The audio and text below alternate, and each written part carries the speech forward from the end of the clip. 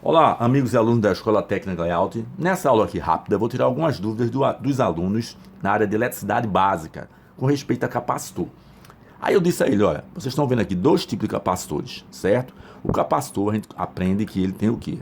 Na parte básica, armazena energia por um determinado tempo e é um filtro, certo, para determinadas tensões, com determinadas frequências.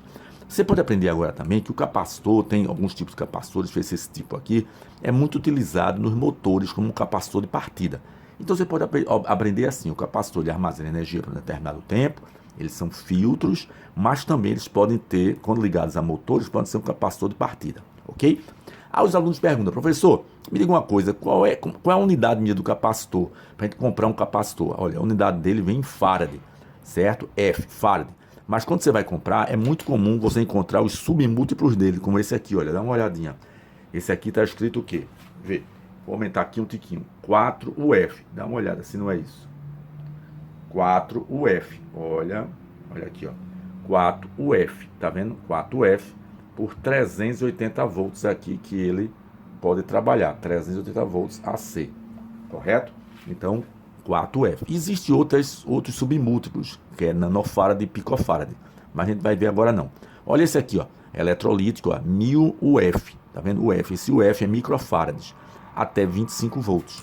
Veja que esse aqui tem polaridade, pessoal. Olha, tem um lado que é negativo, tem que respeitar, e o outro lado que é positivo.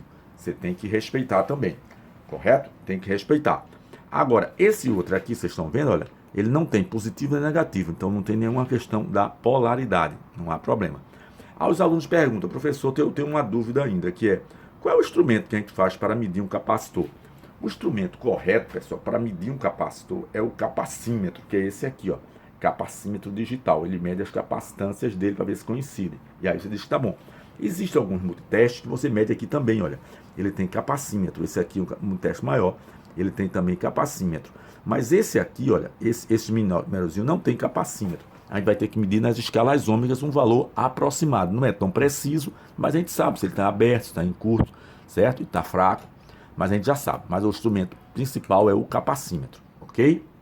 Nessa aula, bastante rápida aqui, vou explicar para vocês, para os alunos de eletricidade básica, como se testa um capacitor. Não com o capacímetro, certo? Que isso vai ser ensinado em disciplinas posteriores, ou com o multímetro que tem a capacímetro também. Testando com o multímetro comum aqui, que vocês têm, esse menorzinho aqui. Então ele tem um capacitor aqui, olha, de 4 microfarads por 380 volts, e o aluno pergunta, professor, como é que eu posso testar com esse capacitor, já que eu não tenho um capacímetro, nem o oficial, o profissional, nem aqui, esse que tem aqui no multímetro maior.